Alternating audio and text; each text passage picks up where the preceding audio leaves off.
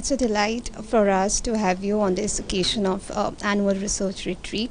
So my question is, this research retreat has been conducted in order to facilitate new opportunities for collaborative studies. So my question is, how important is it for researchers to use scientific collaborations for speed up their research works? See, first and foremost, I think research is inherently about collaborations. Research is about basically looking at, having a curious scientific interest or scientific curiosity, which basically questions, which basically creates new knowledge.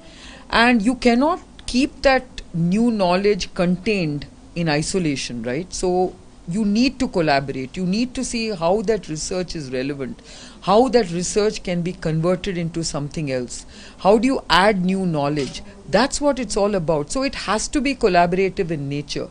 And I think the fact that you're having a research retreat where you're bringing together researchers from everywhere is actually a very, very important part of that understanding that you cannot research in isolation. Research has to be collaborative, multidisciplinary, and of course, in another way, there has to be a collaboration not just within academia but outside academia, where industry comes in, where the government comes in, where other stakeholders come in. What is the importance of interdisciplinary approach in the field of entrepreneurship? And how well can entrepreneurs use it to their advantage while planning to, say, start their business? So, as the word entrepreneurship itself implies, I think when you start an enterprise, you need to be a jack of all trades. You do need to understand what it takes to get an innovative concept or an innovative idea to the market. That is what entrepreneurship is about. That is the journey that is very important for entrepreneurs. So, if I think of a new business idea, how do I basically translate that idea and make it into a commercial success? Are there high chances of duplication of ideas because many people come to show interest in a similar area? It doesn't matter. It doesn't matter if there are similar ideas. Basically, as an entrepreneur, you need to sift through those ideas. And even if it's a similar idea, you can still make your idea different.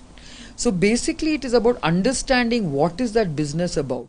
How can an university come into this picture? So the university should only basically help in creating incubators, and those incubators should actually foster people who have an entrepreneurial intent. So from a university's point of view, I think you need to have a system which basically allows people to come up with their business models and then have a group of people who know what entrepreneurship is about, and then actually select potentially good entrepreneurs and give them as their prize a space in the incubator. At the Global Investor Meet in Bangalore a few months back, you have said that the enterprising spirit and manpower talent base of Bangalore, as well as the policies of the state government, were main reasons for the emergence of Biocon as Asia's largest biotechnology company. Do you think Bangalore still has that enabling ecosystem and has progressed? I think if you ask any entrepreneur today where do they want to be based, the first city will be Bangalore. And the reason is we have created willy-nilly, it's not by design, it's just happened. Okay, so we have created an amazing ecosystem. This ecosystem is about scientists, engineers, companies, investors, angel investors, VCs, and a very tech-savvy environment, which also plugs into the academic environment. And because of that, we have managed to create a very interesting and exciting ecosystem for startups. What measures do you think government can take to ease the policy and procedures for doing business, given the need of women entrepreneurs in women? As a woman, I've always believed I don't want special incentives. Okay, I think women must learn to stand on their own. We just need an environment that allows us to run our businesses in a very effective way.